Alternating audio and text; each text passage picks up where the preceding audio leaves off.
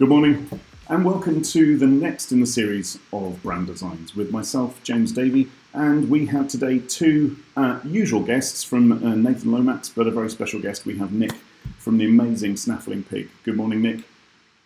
Good morning. Thank you for having me.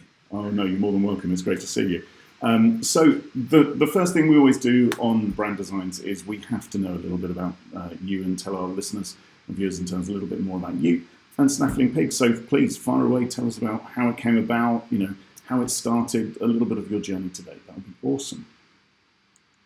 One thing I do love speaking about is myself, so this will be lovely. I think you're in pretty good company.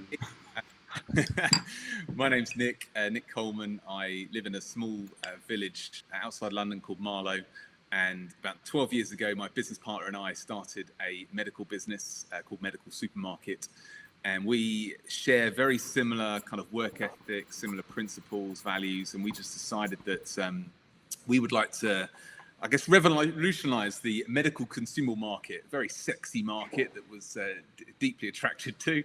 5 years into that journey, realized that we weren't necessarily the best, CEOs of a medical company. So we decided to set up a food and drink brand, in particular a pork snacking brand called Snaffling Pig. 6 years into that journey, we then decided to set up a food and drink logistics company called Startup Logistics. And then a few months ago, we set up a bouncy castle business called Bouncy. We just have this love of business and love of negotiating and influencing and building great teams and creating a wonderful brand. So we're not precious on like which categories to do that. We just believe that as long as we're having fun and we're proud of the product that or service that we are building, that we can create a really sustainable, secure, and profitable business. I have so many questions. Where to begin? So essentially, Nick, you've got four businesses, all totally unrelated. I mean, possibly logistics and snacking. I can see where they work, but the other two in totally different sectors. Is there a formula that you guys have developed that you can almost lift and shift and drop into each of the businesses as you set them up? It's a great question. Depending on who I'm speaking to, depends on how I answer this. My accountant hates the fact that we are so diverse and we do not focus, and that we are not, laser focused in our approach. Look at people like Jeff Bezos. That's why they're a billionaire. They are so laser focused. They've got one goal in mind, and they are going to move heaven and earth to get to it. That's not what Udi and I are about. Udi and I are about taking our skill sets and knowing that we are the 0 to 10 mil guys, and build a business by the seat of our pants, duck and dive, wheel and deal, create something, create a team out of nothing, and then hand it over to the experts to then take it to the next step. And we love that startup. Lots of people hate it. I mean, it is a roller coaster of motion. You've got no cash. You are constantly having to tell everyone who you are. Nobody ever comes to you because it's word of mouth. It's all cold calling and spit and sawdust type thing. But that's what Udi and I really enjoy.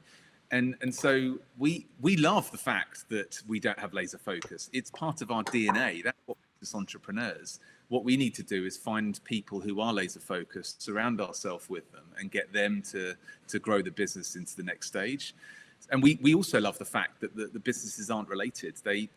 They all share a common DNA. They're culturally, they're very similar. Business at the very core of it is about sales, marketing, operations, and finance.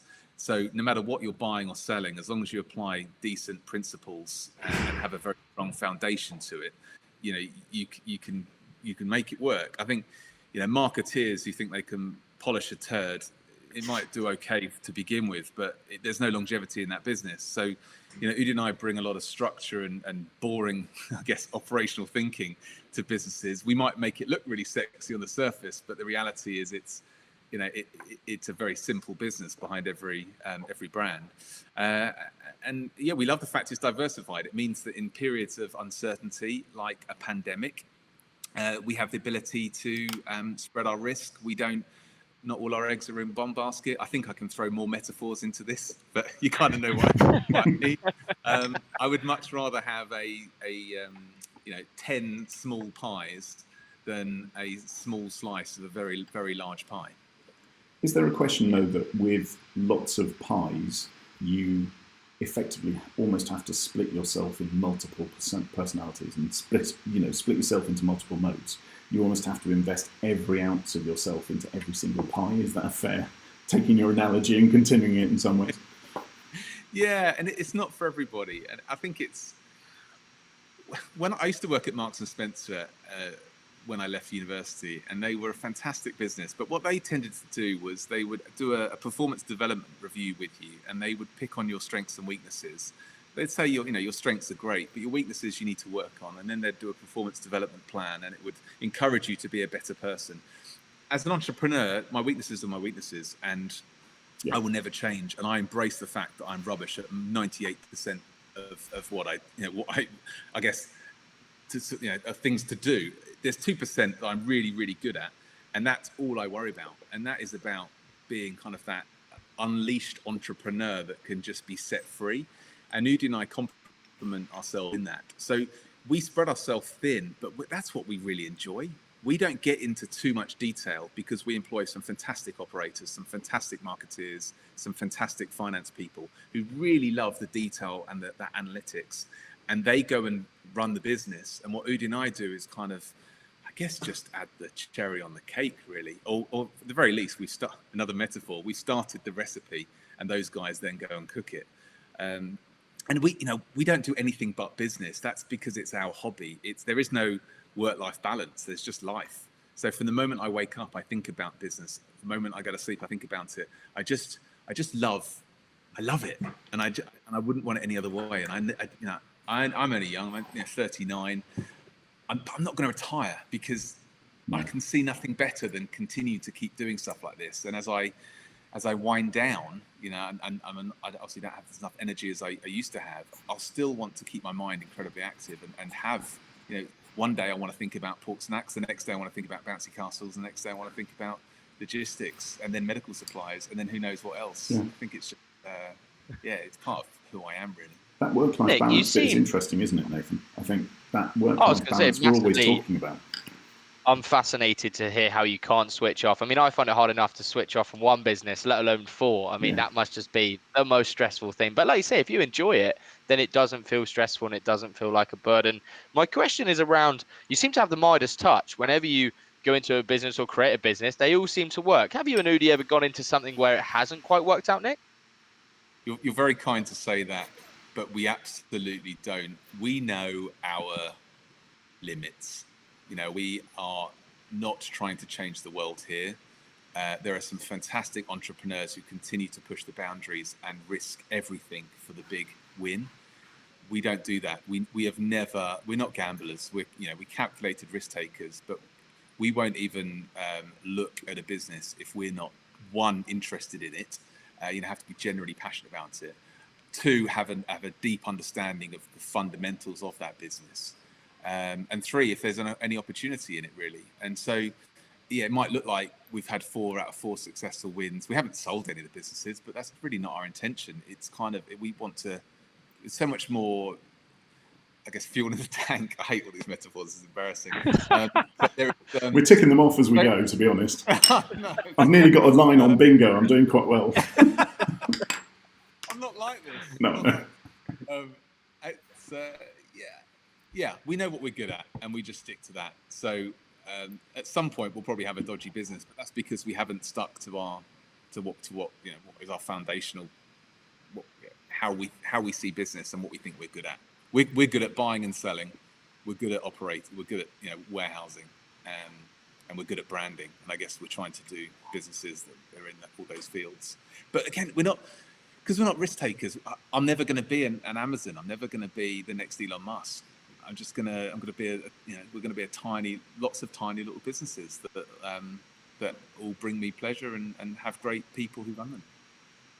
I think it's the first time we've sat down with a founder and they say it's not about work-life balance because it's life. It's true. I've never really thought of it that way. But running our own kind of businesses, we invest everything into them. I had this conversation with my wife literally at the weekend around are you ever going to retire? And it's like, I can't even imagine myself on a golf course for more than 20 minutes, partly because I'm rubbish. And, you know, that whole kind of constantly thinking about something is really interesting. It is about life, isn't it? That's a fascinating kind of perspective on it for me.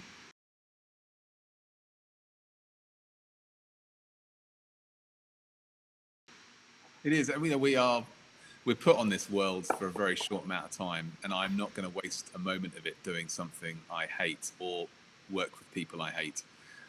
So, you know, I'm incredibly proud of what we're doing, and it's not. It just comes back to, I don't need to be the biggest or the best. I just have to enjoy what I'm doing, because I know that in that enjoyment will create some fun things. And people think, you know, fried pork snacks is funny. They think it's a bit silly. They just kind of, I guess some people look down on us, but Sodom. I could eat pork scratchings till the cows come home. You've got a customer for life in me, I can tell you. But does that constant battle with, okay, I'm running lots of businesses, does that have an impact on those around you? Are those around you able to, have they got to a point where they accept that is how you are and what you do, and that's just your entire nature? Yeah, I mean, in order to be here, I've had to have a very supportive family, especially my wife, and similar with Udi and his wife. You know, our kids, I guess, are immersed in entrepreneurship, so they will understand that, you know, Daddy has to go and put up a bouncy castle today, and tomorrow Daddy's going to sell syringes, and the next day Daddy's going to organise a pork scratching advent calendar for John Lewis. But I think it's yeah, you have to have and again, the team as well. You know, the team, we're very open with our team. They know that we are not, although I'm called the CEO of Snaffling Pit, I'm not CEO material. They know that we're entrepreneurs, and we encourage that in them as well. And if any of them wanted to go and start their own business, we would be incredibly supportive and potentially actually even invest in them. So far, we haven't lost anyone to the mad world of entrepreneurship. They all seem to be, I guess they call it intrapreneurs, don't they? They're all empowered to do stuff in the business, and all of them are fantastic at coming up with ideas and stepping outside of their comfort zone. And you know, the operations person is very involved in marketing, and the marketing person is very involved in operations. And we just we kind of, I guess, encourage that collaboration. That wouldn't work in a big company, and we know it. But we're not trying to be a big company. You know, people always say, oh, "Can you really ensure that culture is going to exist when you're a 150 person business?" Well, we probably won't be a 150 person business, and I'm not going to worry about that when the culture of our business right now is this. Yeah. And chances are, if we ever got to that size, we'd split the business and keep them small, so that they again don't become too powerful to one. You know, I guess groupthink, that single-mindedness that some businesses can have. Nick, do you cross-pollinate resource and culture and all that good stuff? Is there like one warehousing operation for everything, or actually is it multiple locations, multiple different pools of staff, multiple different marketing channels, etc.? It is multiple. Whether that's the right thing to do, I don't know. We've got some incredible people in our businesses, and I would love to get the CEO of the medical company to spend time with the CEO of the logistics company. I guess in future we probably will do that. At the moment, we have kept it quite separate. The accountant loves the fact it's separate, which I guess does at least keep them happy for a short time. I think it would make sense to do that. That's yeah. We'll have to do that this year. I suppose going back to the Bezos point you made, that despite Amazon being his single-minded focus for a good number of years, let's be honest, a large chunk of their revenues come from server capacity. A huge chunk of their profits come from, very diverse areas. Now, delivery, they have their own delivery network and actually are starting to make a profit out of the delivery network. So, I think it's quite interesting from what you were saying, even though you have different businesses, there is, I know from their business, they absolutely try and cross-pollinate the kind of the people side of it. Even though the businesses are quite separate, they kind of just chuck them all into a pool and go, right, there's a problem, just go and sort it out for one of the businesses. And they kind of try and use the brains that they have in the business. It's a fascinating mindset. The bit the first thing I want to check is that pork scratching calendar actually a real thing? If not, how do we make it a thing? Because that sounds like the best Christmas present I can have alongside my Lego. But the other thing was, from a context perspective, when you want to start a new business, where do you and Udi start? How do you literally go, we're going to do this? What's the kind of thought process that goes through that? So yes, pork scratching advent calendars are a real thing. We've had them for Tick. 5 years now. Had them for 5 years. We sell about 75,000 a year, and they were voted a couple of years ago by the Independent as the best non-chocolate advent calendar out there. So please look it up. We also do an Easter egg as well. An Easter egg. Yeah, nothing better than a Easter egg of pork crackling. So I mean, how do we start a business? So many people here comes another metaphor, can't see the wood for the trees. That is when I mentioned about the 2% of things that I do really, really well. I'm a very simple guy. I'm not clever. I don't think I'm dyslexic, but I'm probably not far off. And I'm not an A. I was never an A-star student at school. I tried. I gave it my best shot. I have, I guess, phenomenal work ethic. But things don't come necessarily easy to me. What I do, though, is I break it down into very simple projects and processes and steps. And if I want to launch something, I'll just go find a supplier, get the product into the warehouse, find out then how do we package it, put it on the website, see if it sells. If it sells, go and make the packaging nicer. Go and speak to the supplier about making it better. Think about then how to innovate it to take it a step further. And just lots and lots of small incremental steps. I'm a huge believer in minimal viable product, MVP. App developers do this phenomenally well. You stick something out there before it's ready. You're embarrassed that it's out there, but you're getting live feedback. You're adapting, evolving, and innovating as you go. And your early adopters in that product are so invested in it because they were there at the very beginning. They become loyal ambassadors for your product. So Snaffling Pig is forever trying lots of different things. We launched we love the Big Green Egg barbecue. So 2 years ago, I found a supplier who could manufacture a very similar product to that. It's a ceramic Komodo barbecue. We did our design, we did our color, we put our kind of spin on it. And the Independent last week voted it alongside the Big Green Egg as pretty much exactly the same, but for 300 quid less. And that was great for me. I mean, there we are, just what started out as a potential idea.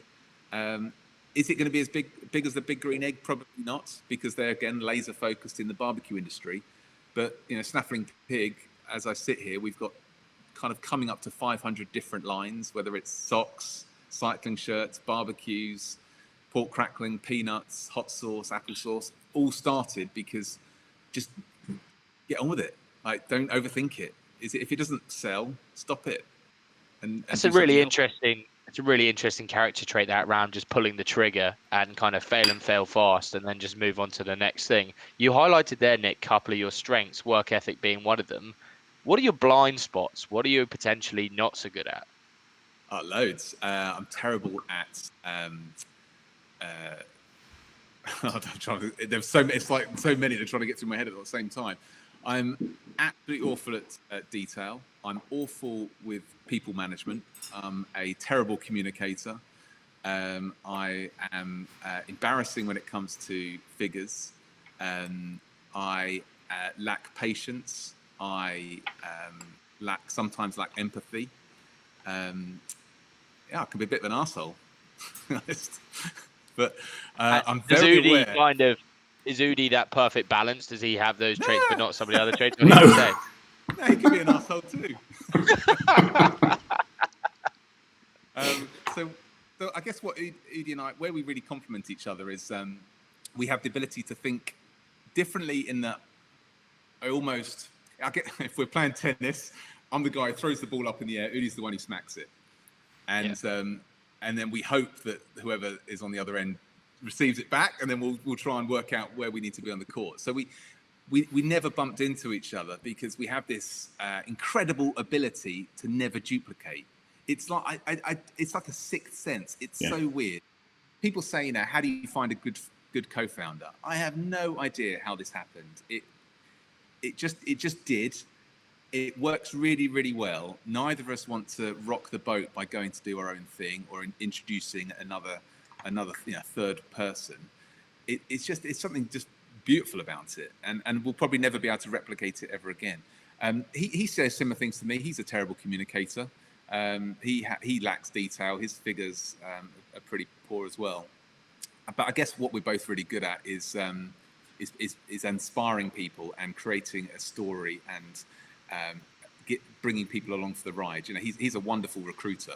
A lot of the people that we employ are down to him and the attention that he's given them and the empowerment he gives them to do their job. I was going to ask around the people in the business to complement those skill sets that I've just talked about.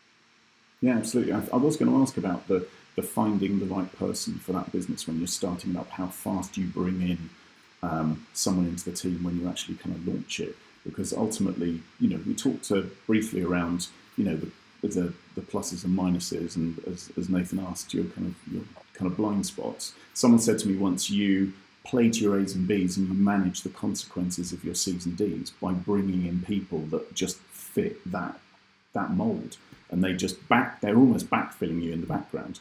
If Udi is the recruiter and goes for it, what part of the people piece of the business do you fit into? Are you the inspirer, the activator, the catalyst? Is there something that you just love doing with the teams? I guess I'm the storyteller and the visionary. I'm probably the guy who probably thinks a couple more steps ahead of Udi, but doesn't actually know how to get to those steps. And together we'll work out how we get there. Udi loves people and is very much is a phenomenal sales guy, you know, and he has the ability to win any bit of business he goes for. I mean, he just is he's relentless. If he has something in his mind that he wants, he'll go and get it, and he has an incredible ability to. I guess I don't know. It's just it's just worked really well between the two of us, and I think we're but we're no means perfect. I don't want to say we've got it all figured out. We really haven't. I mean, we argue and we get things wrong a lot. We employ bad people. They don't last for long here when that happens. I think we read a quote ages ago that said hire fast, fire quickly. Mm-hmm. No, way around. Hire slowly, fire quickly. We must remember that.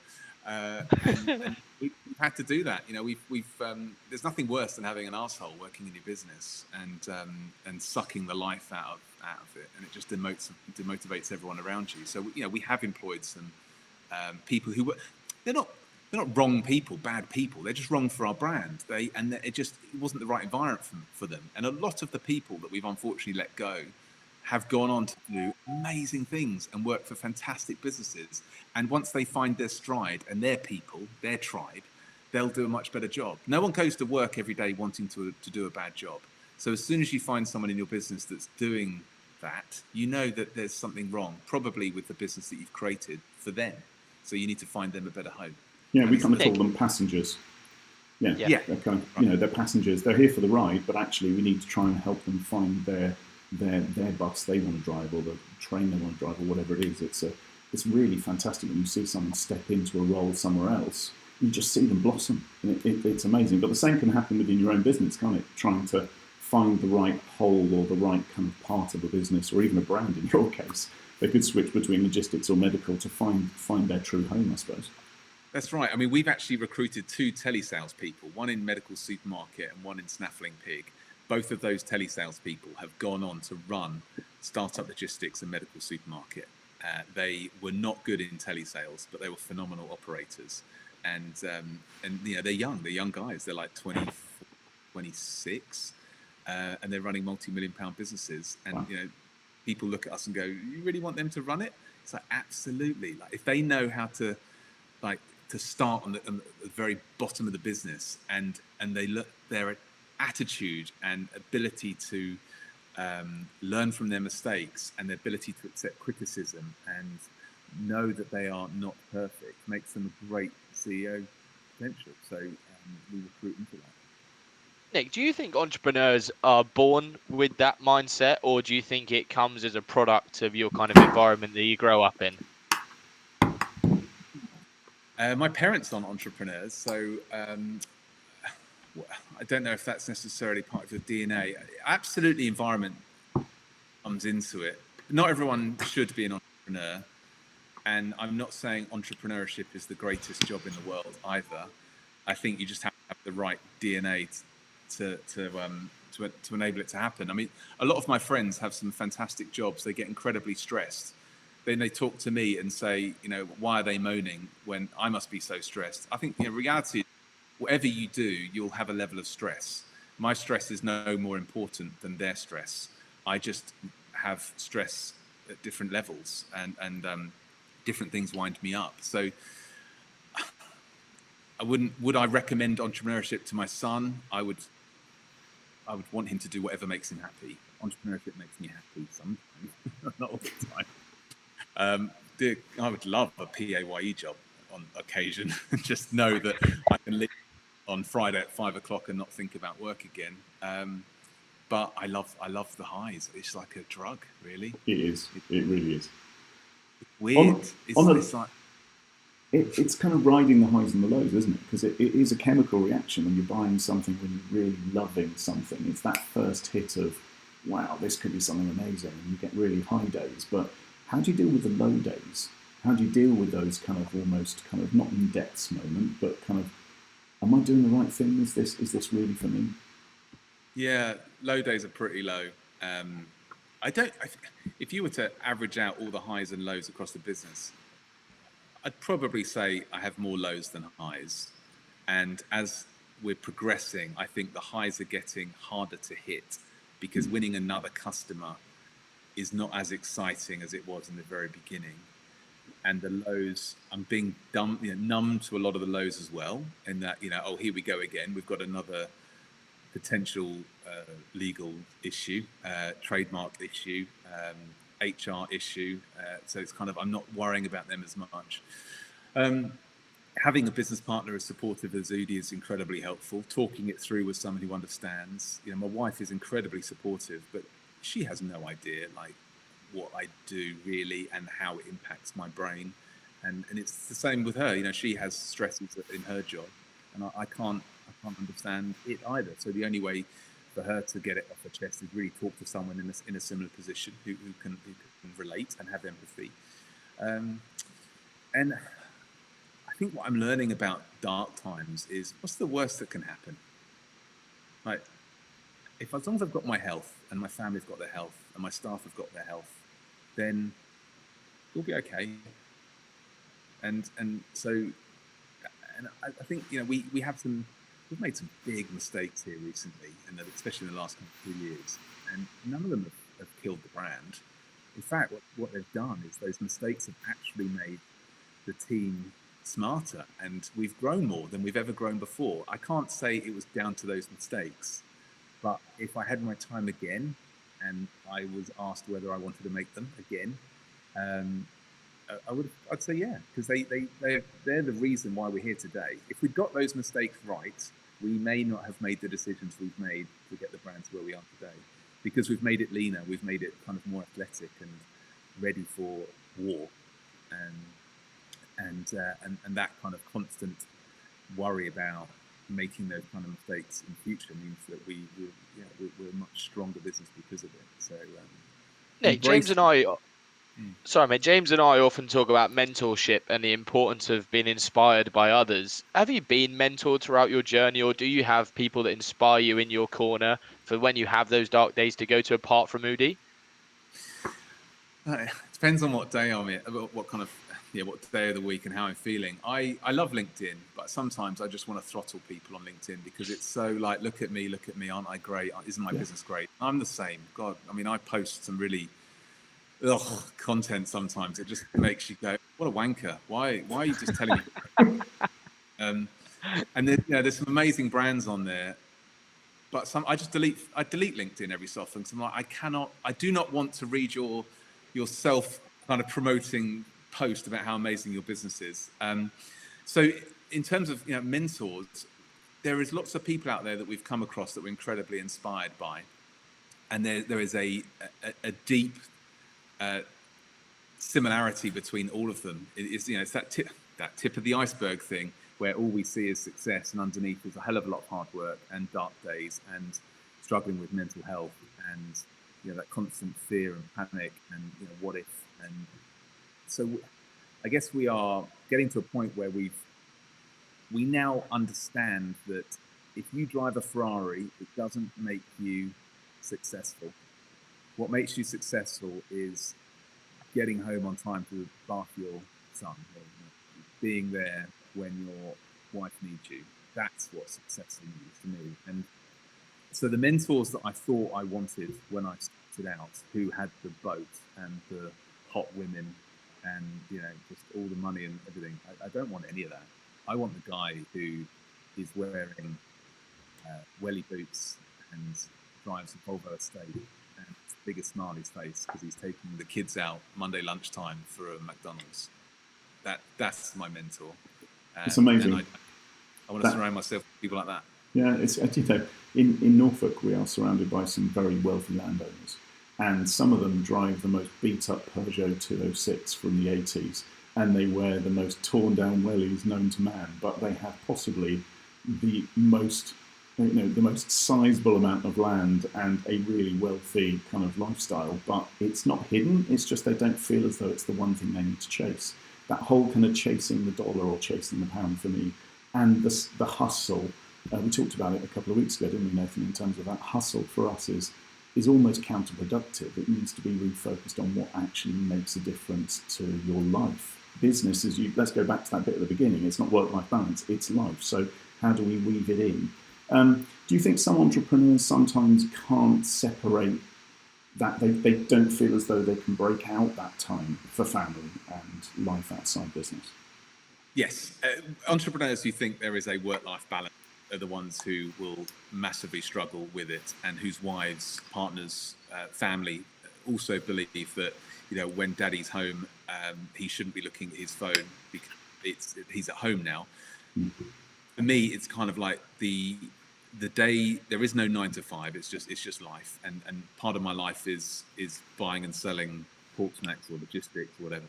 And so wherever I am, I want to be in control. And if that means that I feel better by doing a couple of hours in the evening or at weekends, or when Jack's on the swings and my wife Amy's pushing him and I'm in the corner of the playground, I've just got my phone, I'm just answering a few emails, that makes me feel in control of what's going on. Yeah. I don't walk into the door at home and throw my phone in my bag and I never look at it again for the next few hours. It would make me feel unnervous. But then I'm also not the guy who, when my kids want me to play, I'm on my phone doing emails, because it's what you prioritize. And so I have offices, and when I'm in an office, I definitely feel like, okay, daddy has to work, daddy works now, and I don't have to worry about Jack. So when I'm at home, I am worried about, I don't want him to think that I'm distracted from him. He's my priority. So where the answer to your question really is, you have to do what's right for you.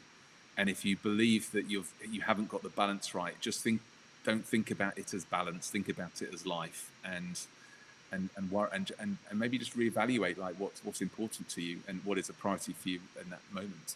And if it's fine.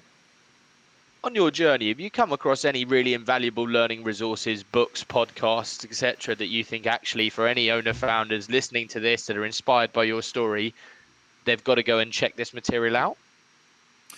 The one book that springs to mind is The Compound Effect. And in summary, what that means is if you want to get fit, don't go and get a gym membership. Do one press up. And then tomorrow do another press up, and then the next day do another press up, and at some point you'll do 2 press ups, and then you'll do 3 press ups, and before you know it, you'll be able to do a one-handed press up. and do 1,000 press-ups a day. It's about starting really, really small and doing lots of things on a very small basis, very, very regularly, will amount to something very, very large. And I think, and that's just anything. That's investing your own money. Your money makes more money than your time.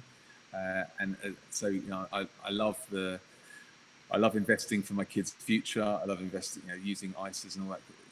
The penny dropped 2 years ago. How powerful compound effect and investing now for your future self, and how important that is. Since then, I think my outlook on money has completely changed. Switch off.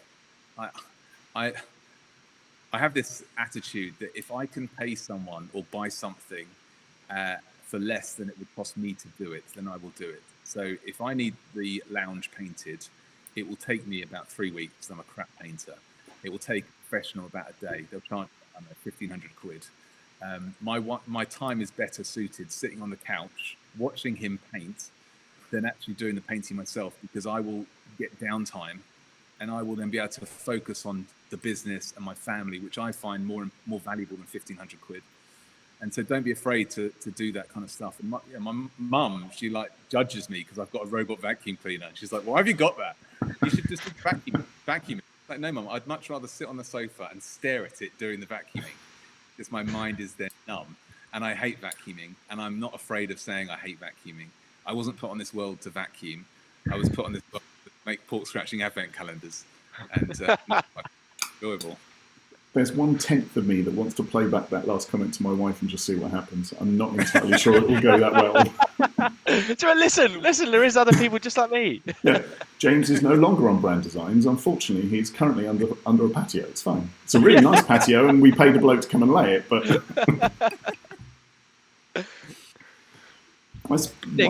go on, JD. I was just going to say, I'm really interested. We always play a little game with different brands. It's going to be difficult with you, Nick, because there's 4 businesses. But is there a celebrity or a brand out there that, let's start with Snaffling Pig. Is there a celebrity or another brand out there that you think that is the perfect fit for Snaffling Pig? I see on the website you've got Pig's Pals, which is really cool. But is there someone out there, an influencer or a celebrity, do you think, they're the perfect person to endorse our product? Yeah, Freddie Flintoff or Ryan Reynolds. Nice.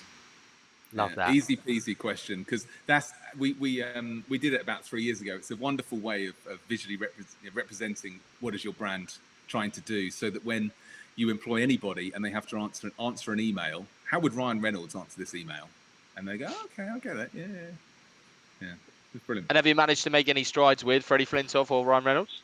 Oh no, we haven't approached them. It was just, we couldn't afford them anyway. But it's just how would they approach a situation, really? And that's how we think. Yeah, nice. Well, I think there's one last piece I want to kind of ask, and I suppose it's what's the next business for you? What do you think? How far away is the next brand that you're going to create? Is there a cycle, or how long is it until we've got a new one? So we've created a business every 5 years, because we've just started the new one, which is Startup Logistics. I don't really count Bounce Buddy as a business. It's kind of it is a business, but the next one I'd probably say is about 3 years away. It's probably at the point that we think about the next stage of Snaffling Pig's growth. Our growth trajectory is really strong at the moment. We look like in 3 years' time we should be kind of skirting around 15 mil turn. That's way outside 10 mil comfort zone. So we'll need to bring someone in to take that business to the next stage, which means that we may then have a little bit more time to create something new. 3 years means that I've got, who knows what's going to happen in 3 years' time. Flying cars, maybe that could start to do something like that. But sticking to what we know, really, food, drink, and logistics. It's going to be something very boring, I think. And I will find it sexy, and we'll make something out of it that looks sexy. But I like the stuff you can see, touch, hold. In a world where everything's going 100 miles an hour, you still need an escalator to get from the ground floor to the first floor. I like those kind of businesses. They're kind of really stable, and they're not going to be changed by the next bit of crazy tech. People still need to eat, and people still need to get products from A to B. and yeah, so. So Nick, you're if not, someone's looking to invest or have investment within their business, is that something you would look at as well? I think we've had a couple of founders on here that are maybe at their early stage of growth that could really do with someone like you in their corner. Is that something you would consider if the right business came along? Yeah, I mean, I'm very self-critical. I have an imposter syndrome. I don't know how much value I can add to anyone, any business. If people want me to help them, I'd go. I mean, would I invest in businesses? Potentially.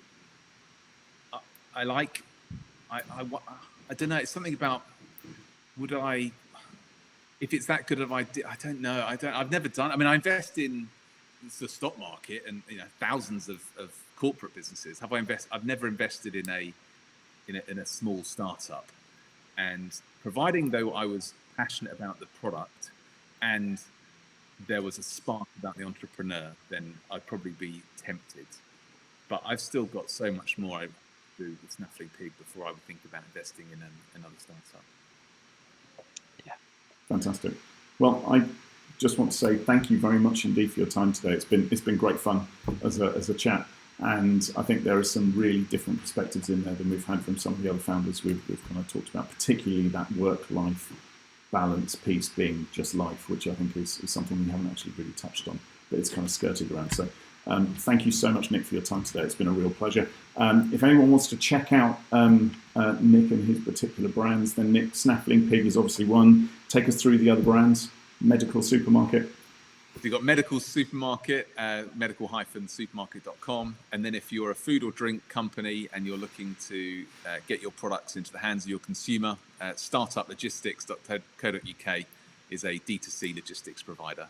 And if you want a bouncy castle and you're based near Marlow, we do a wonderful dragon and dinosaur and princess and unicorn. And I'll handle it and build them with Udi. I seriously think, Nathan, we need the next staff do between our two agencies up here down on a in beach with Marlow. some pork crackling and some bouncy castles. I think we're pretty much done. Or we'll just ship them all down to Marlow. That's pretty good. Yeah, exactly right. And for anyone looking for metaphor bingo, make sure you tune into this episode. I think I counted Absolutely. 12. It was superb. Nick, it's been lovely to meet you. Thank you so much for your time. JD, is always an absolute pleasure. And we look forward to seeing you on the next episode. Take care. Take care.